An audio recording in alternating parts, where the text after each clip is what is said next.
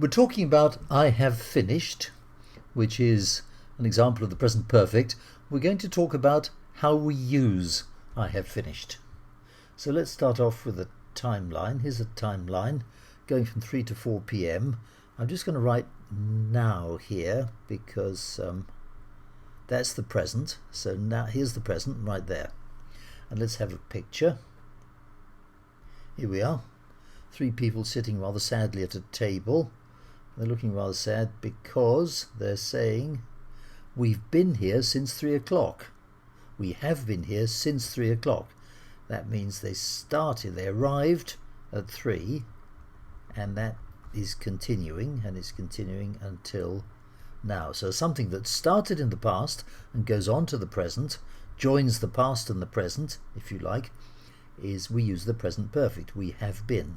And since is always used for something that started in the past and finishes in the present.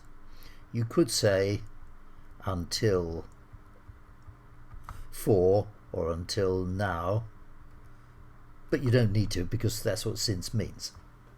Alright, let's have another picture. Same group of people now looking rather happy. I wonder why. Here's the reason. This is the reason.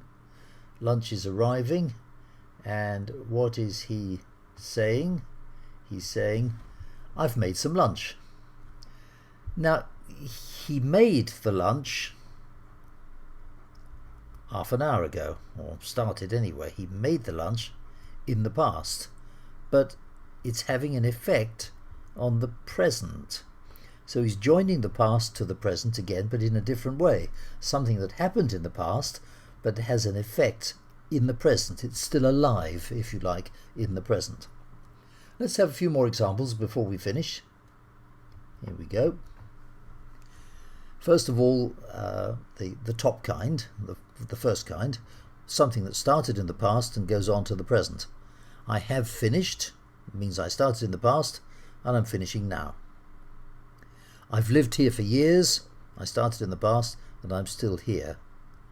I could say another one, I've worked as a teacher at King's College